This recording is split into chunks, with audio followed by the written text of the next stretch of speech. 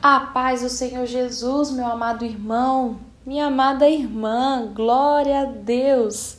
Estou aqui mais uma vez para falarmos um pouco mais da palavra do Senhor, nessa rica oportunidade, para a honra e glória do nosso Deus. Me chamo Diasnária, sou ovelha da pastora Socorro, da congregação da terceira etapa do Jardim Céu Azul. Glória a Deus. E hoje nós vamos dar continuidade ao capítulo 15 de 1 Samuel. Vamos ler lá do verso 10 até o verso 23, tá bom? Versículo 10 até o versículo 23, amém? Eu gostaria de convidar a amada igreja para lermos juntos a palavra do Senhor. Se você puder, aí onde você está nesse momento, abra a sua Bíblia. Se não, nos acompanhe, tá bom? Diz assim: Então veio a palavra do Senhor a Samuel, dizendo: Arrependo-me de haver posto a Saul como rei, porquanto deixou de me seguir e não executou as minhas palavras. Então Samuel se contristou e toda a noite clamou ao Senhor. E madrugou Samuel para encontrar a Saul pela manhã, e anunciou-se a Samuel, dizendo: Já chegou Saul ao Carmelo, e eis que levantou para si uma coluna. Então fez voltar e passou, e desceu a Gilgal. Veio, pois, Samuel a Saul, e Saul lhe disse: Bendito seja tu do Senhor. Executei a palavra do Senhor. Então disse Samuel: Que balido, pois de ovelhas é este nos meus ouvidos, e um mugido de vacas que ouço? E disse Saul: De Amaleque as trouxeram, porque o povo perdoou ao melhor das ovelhas e das vacas, para as oferecer ao Senhor teu Deus. O resto, porém, temos destruído totalmente. Então disse Samuel a Saul: Espera, e te declararei o que o Senhor me disse esta noite. E ele disse-lhe: Fala. E disse Samuel: Porventura, sendo tu pequeno aos teus olhos, não fostes por cabeça das tribos de Israel? E o Senhor te ungiu rei sobre Israel. E enviou-te o Senhor a este caminho e disse: Vai e destrói totalmente a estes pecadores, os amalequitas, e peleja contra eles, até que os aniquiles. Por que, pois, não destes ouvido à voz do Senhor? Antes voastes aos despojos e fizestes o que era mal aos olhos do Senhor. Então disse Saul a Samuel: Antes dei ouvidos à voz do Senhor e caminhei no caminho pelo qual o Senhor me enviou, e trouxe a Agag, rei de Amaleque, e os amalequitas destruí totalmente. Mas o povo tomou dos despojos ovelhas e vacas, o melhor do intérdito, para oferecer ao Senhor teu Deus em Gilgal. Porém Samuel disse: Tem porventura o Senhor tanto prazer em holocaustos e sacrifícios, como em que se obedeça a palavra do Senhor? Eis que o obedecer é melhor do que o sacrificar, e o atender melhor é do que a gordura de carneiros. Porque a rebelião é como o pecado de feitiçaria, e o porfiar é como iniquidade e idolatria. Porquanto tu rejeitastes a palavra do Senhor, ele também te rejeitou a ti, para que não sejas rei. Aleluia! Que palavra forte, meu irmão. Que palavra forte. Só de lermos aqui, nós já sentimos a presença de Deus, a autoridade do nosso Senhor e a situação que o ser humano fica quando ele desobedece ao Senhor. Pela desobediência de Saul, o Senhor arrependeu de ter posto ele como rei. Olha que forte, né? Então aqui o profeta Samuel, ele ficou sabendo, igreja, da desobediência de Saul antes de o exército voltar da batalha. E ele se entristeceu profundamente. O termo hebraico, igreja, significa queimar. e indica indignação justa, ira santa. Samuel teve pena de Saul pelo resto de sua vida. Vai dizer lá no capítulo 16, versículo 1, tá bom? Diz assim: Então disse o Senhor a Samuel: Até quando terás dó de Saul, havendo eu rejeitado, para que não reine sobre Israel? Enche o teu vaso de azeite e vem.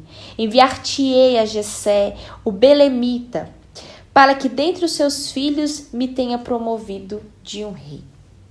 Ou seja, igreja, a palavra do Senhor vai dizer que Saul, ele teve dó de Samuel, ele teve pena de Samuel. E vai dizer que Saul, ele clamou ao Senhor, lá no versículo 11, como nós já lemos, tá? Versículo 11. Arrependo-me de haver posto a Saul como rei, porquanto deixou de me seguir e não executou as minhas palavras.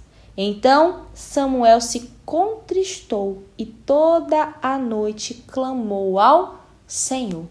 Ele passou a noite clamando ao Senhor.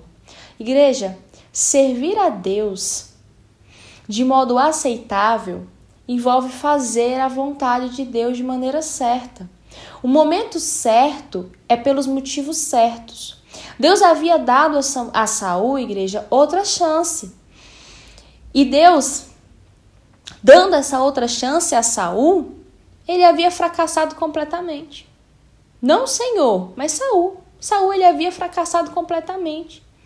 Não é de se admirar que seu mentor Samuel estivesse irado, entristecido com ele. Saul era o homem que Deus havia escolhido para ser rei.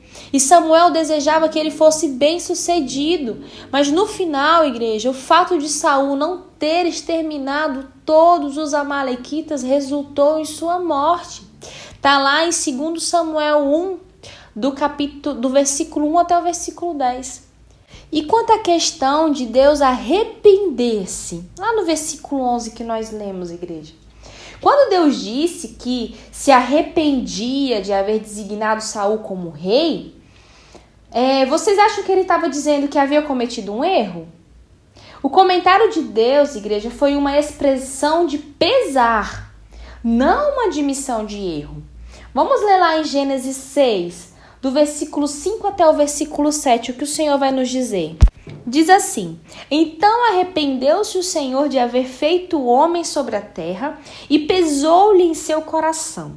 E disse o Senhor: Destruirei de sobre a face da terra o homem que criei, desde o homem até o animal, até o réptil e até as aves do céu, porque me arrependo de os haver feito. Versículo 8. Noé, porém, achou graça aos olhos do Senhor. Existe um Deus onisciente e ele não comete um engano, igreja. Ele não comete um engano. Lá no versículo 29, gostaria até de ler com a igreja, versículo 29 de 1 Samuel, nós não chegamos a ler ainda, vai ficar para a próxima, para a nossa próxima oportunidade, mas diz assim: E também aquele que é a força de Israel não mente nem se arrepende, porquanto não é um homem para que se arrependa. Deus não é homem para que minta, nem filho do homem para que se arrependa. Não é isso que a palavra do Senhor vai nos dizer? Então, igreja, o Senhor, ele não cometeu um engano.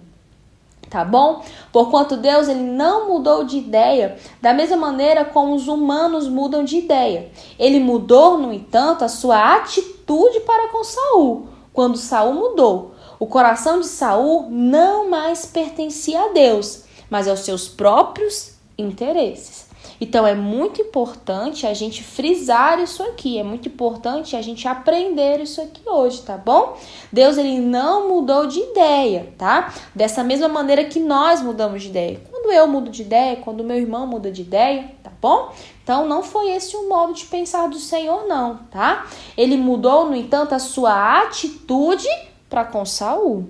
Tá? Então ele se entristeceu ali com Saul, ele se arrependeu de ter posto Saul como rei, porque Saul, ele não continuou sendo fiel ao Senhor. O coração de Saul não estava mais voltado a Deus, mas estava voltado aos seus próprios desejos, às suas próprias vontades.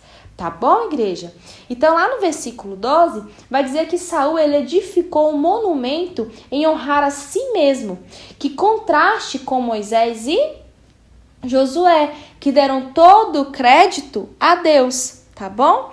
Então, lá no versículo 12, vai dizer assim, ó: E madrugou Samuel para encontrar a Saul pela manhã, e anunciou-se a Samuel, dizendo: Já chegou Saul ao Carmelo, e eis que levantou para si uma coluna.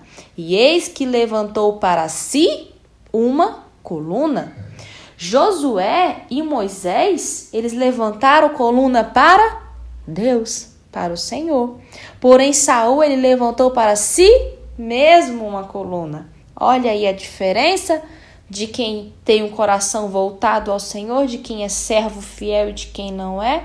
É a mesma coisa de Deus te dar algo e você falar que você conseguiu pela sua própria força.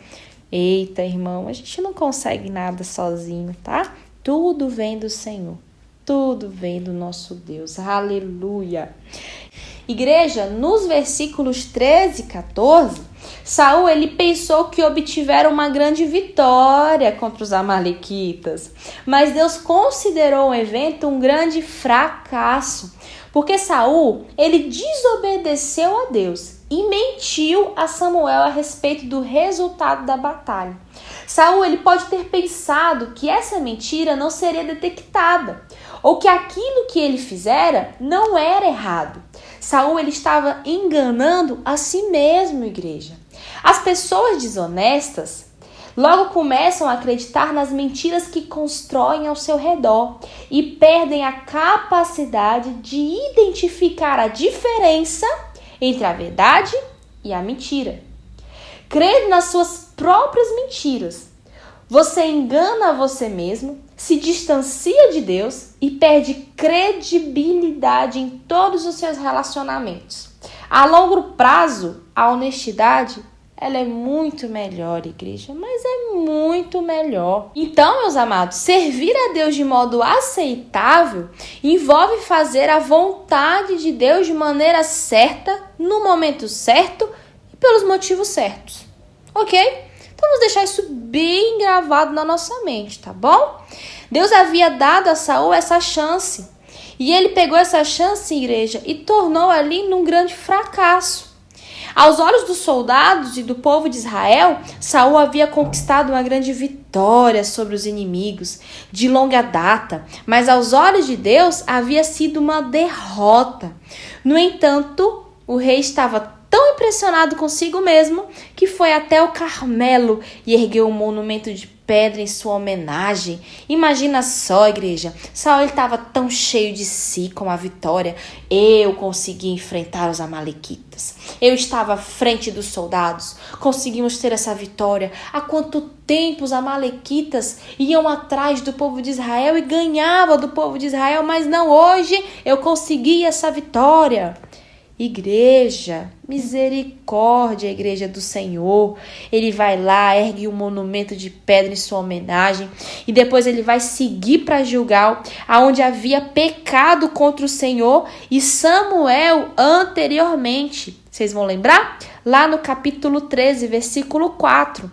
É possível que com isso se estivesse tentando evitar Samuel? Talvez. Mas seus esforços foram inúteis. A casa de Samuel em Ramá ficava a cerca de 24 quilômetros de Gilgal, possivelmente um dia de viagem para o profeta idoso.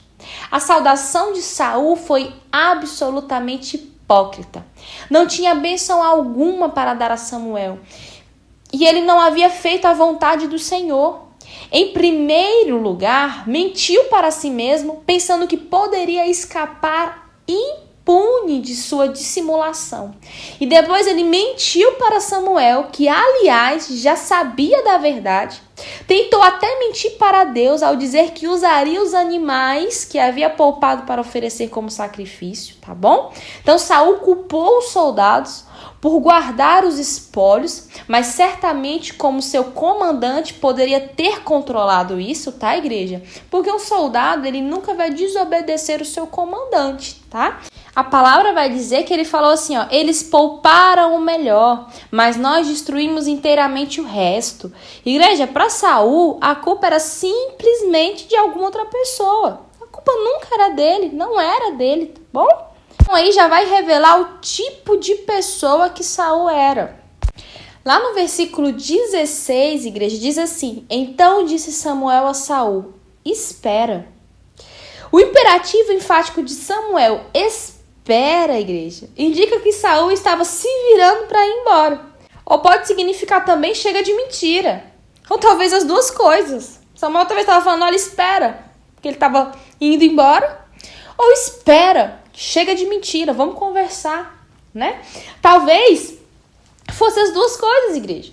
Pois Saul, ele não desejava discutir esses assuntos com Samuel.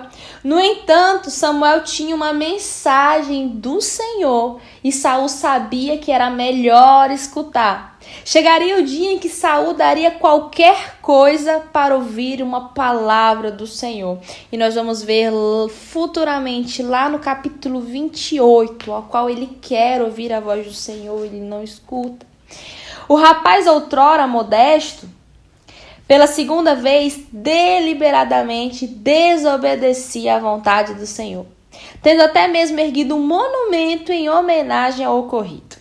Deveria ter aniquilado a nação que durante séculos havia feito o que era mal, mas ele próprio acabou fazendo mal. Confrontado com essa acusação, Saul começou a argumentar com o servo de Deus e a negar que tivesse feito algo errado. Pela segunda vez mentiu quando disse, executei as palavras do Senhor. E pela segunda vez usou a desculpa esfarrapada de que consagraria os animais que havia poupado como sacrifício ao Senhor. O profeta Samuel, ele rejeitou as 3 mentiras e explicou o motivo de Deus não considerar os animais um sacrifício aceitável. O Senhor, igreja, em resumo, desejava uma vida de obediência sincera.